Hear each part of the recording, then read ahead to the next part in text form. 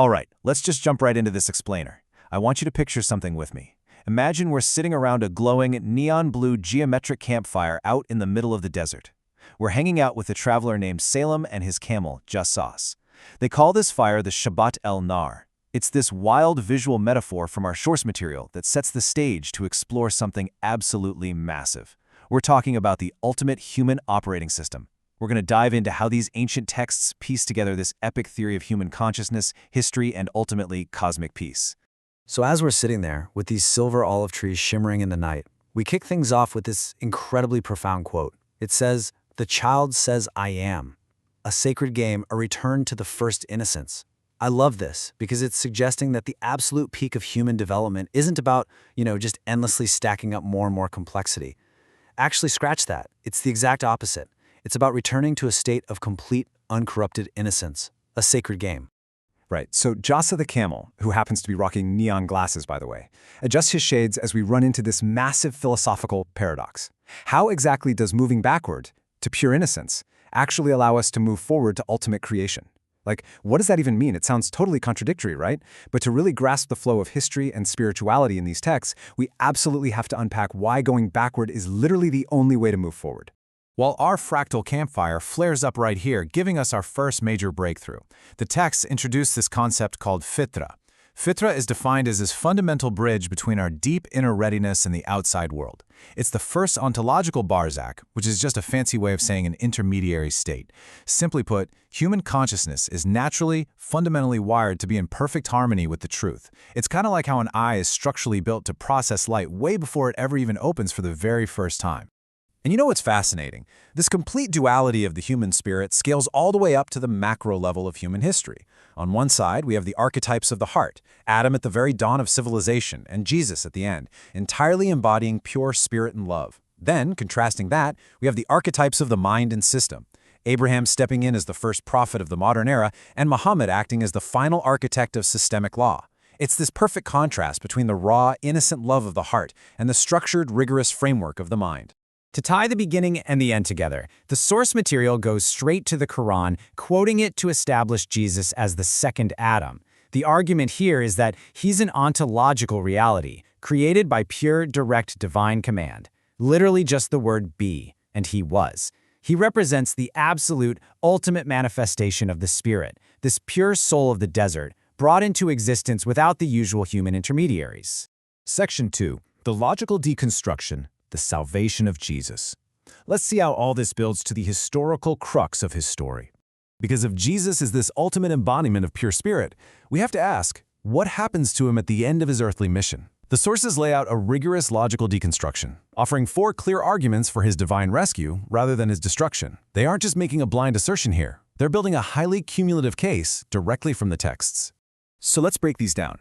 The key underlying factor is his raw, nomadic reliance on the divine. Argument 1 points out that Jesus prayed in deep prostration to literally be saved from death.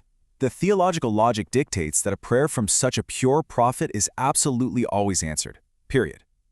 Then, argument 2 brings up the famous sign of Jonah.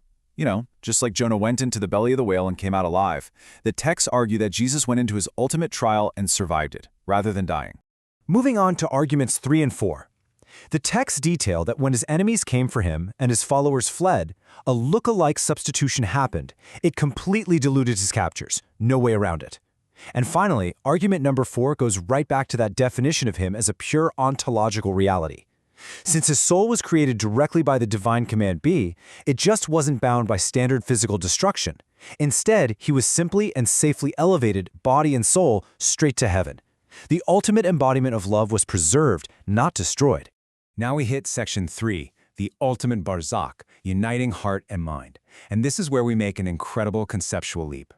The sources map out human consciousness by looking at 3 distinct civilizational approaches. First, you've got the Western approach.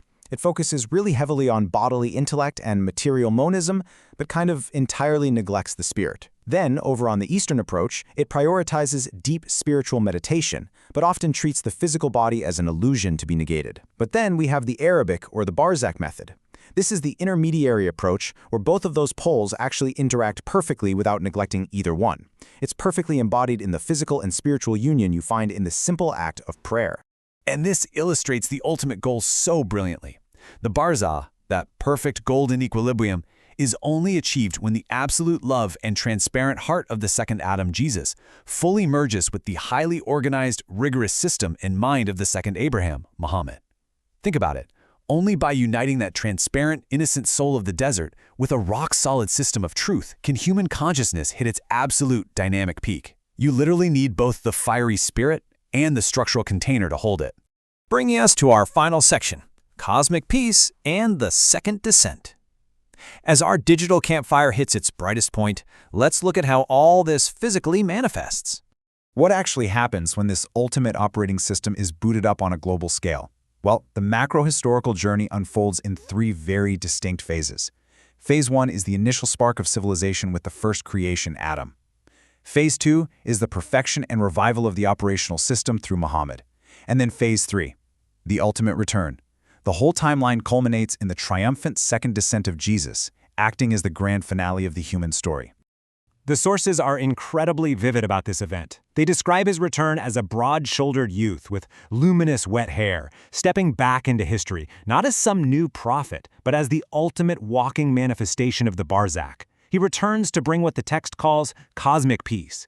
His presence brings this raw, nomadic peace that just completely strips away the human ego and perfectly reflects divine light, purifying consciousness across the entire physical world. It is the absolute harmony of body and spirit, law and love. So, as the biopunk embers of our virtual campfire slowly fade out into the Levantine night, I want to leave you with this final provocative thought to ponder. If we just strip away centuries of complex, stuffy, institutional urban doctrine, how does viewing this ancient wisdom directly through the lens of a raw desert campfire fundamentally change your understanding of history? When we actually look at the sources this way, we aren't just seeing historical facts, we're literally seeing a blueprint for consciousness itself. Thanks so much for joining me for this explainer. Keep learning, keep questioning, and I'll catch you next time.